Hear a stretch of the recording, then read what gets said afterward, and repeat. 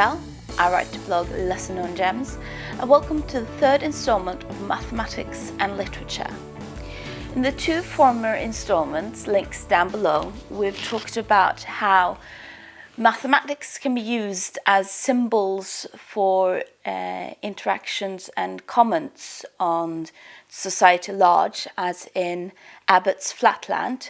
And we've talked about how literature can be used to critique the mathematics that are in society at large at the time, as in Lewis Carroll's Alice in Wonderland and Lewis Carroll's Alice Through the Looking Glass. And today's installment, we're going to talk about how authors can use mathematics in sense of how they organize their language. Because one of the things that sort of rubs me the wrong way in regard to mathematics is that very often we talk about mathematics as 1 + 1 = 2, or the multiplication tables, or geometry, or that it's a set of rules that you have to learn by heart. And while that is a part of mathematics, mathematics in general is about how do we organize the world around us, how do we understand the world around us. An author that really highlights how using mathematics to take control over your language is my one and only Shakespeare. Now, a lot of you might know about how Shakespeare wrote in iambic pentameter, that is da dum da dum da dum da dum da dum da dum da dum da dum da dum da dum. So he uses a certain amount of syllables to create a sentence, and it says the sentence has to be that amount. So he uses mathematics to take control over what words and how words are read to convey the meaning of what he wants to say. And a lot of you probably learnt about the sonnet, which is a poem with very strict rhyme scheme: A, B, A, B, C, D, C, D, E, F, G, G. And now the sonnet of the time of William Shakespeare was considered the second highest form of writing. The only sort of bigger time of writing was music, starting to sing. Second to that was the sonnet, and then came everything else. And they sort of see that because you have something that is organized, you also show control over it, and you show the very preciseness of what you want to communicate. And that's one of the things why we keep reading Shakespeare year after year after year. I mean, the stories that he wrote were, by today's standards, all plagiarized. That was the point. You weren't supposed to have new ideas. You were supposed to use ideas that were already written. You were just supposed to write it in an amazing way. And his use of different types of rhyme schemes and different types of organizations of the language is what separated him from everyone else, also throughout time. And that is using mathematics to organize your language. And you see that also in his plays. In Love's Labour's Loss, he constantly changes between verse, that means strictly writing. So you have written things in line, and prose, where you sort of just talk and you don't have to organize it.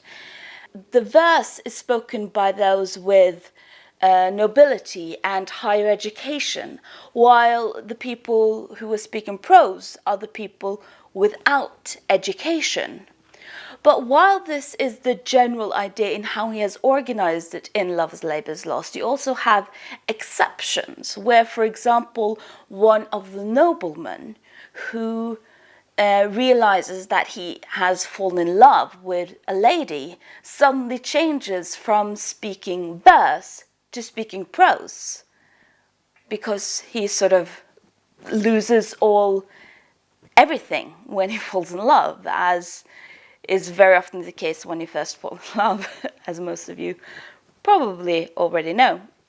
And there he's sort of, by changing from going to something that is strictly to something that just is and isn't bound by any structure and law, he signalizes something in his writing about the state of being of his character.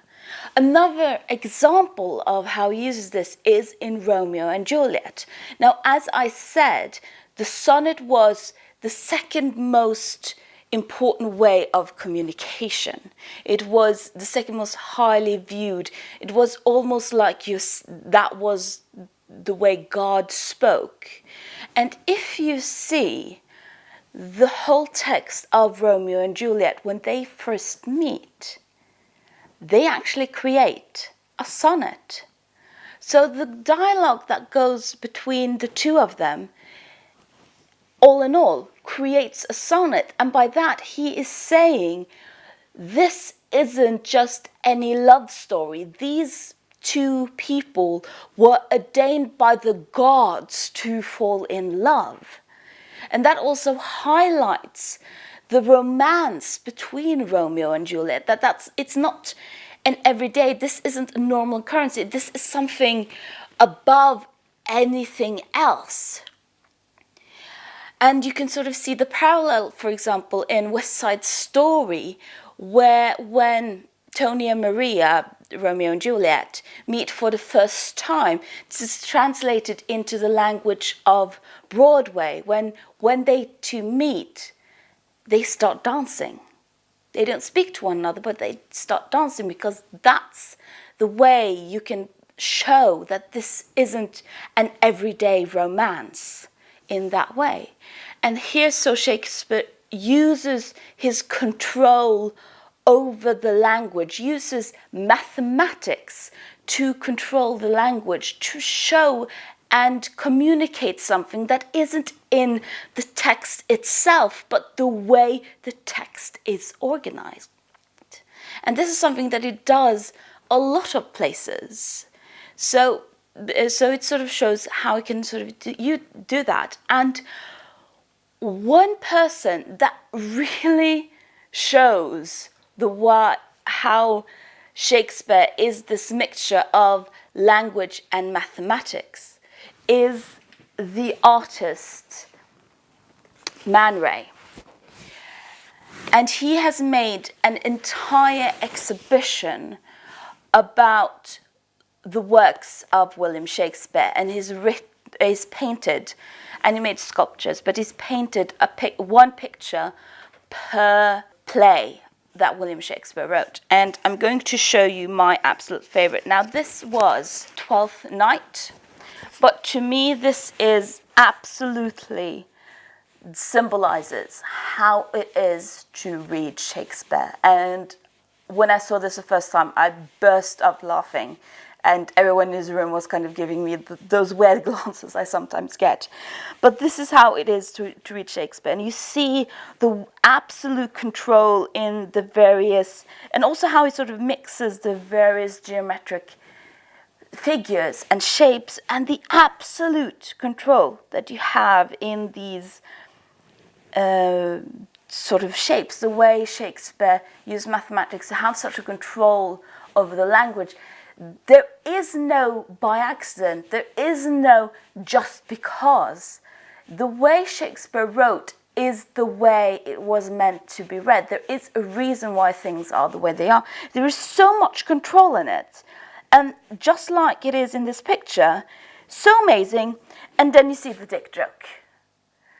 And I sort of burst out laughing because, yeah, there is a control, and because of the control, you can see all the dick jokes.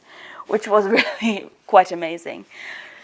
And you can sort of see also how he's created sculptures that he uses the same geometrical shapes that he uses in his piece of works. And I think that going on and seeing other forms of arts, in this case paintings and sculptures, really highlights what Shakespeare actually did when he was writing. And because you can visualize it and you can see it, like in this picture, you can understand why Shakespeare wrote the way he wrote and how he wrote, and get another depth of it. And by seeing this so visualized, you can also understand why Shakespeare and how Shakespeare uses mathematics to organize his language. And you can then see the mathematics of William Shakespeare.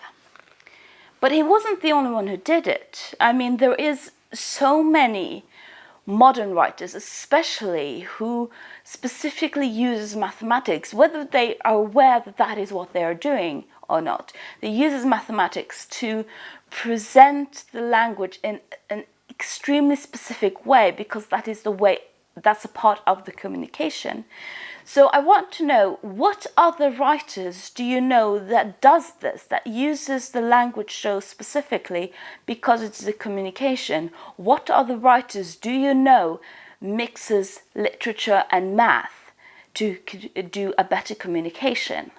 Let me know in the description, or you can tweet at me at LesserKnownGems. And remember, lovely people, it's better to be a witty fool than a foolish wit.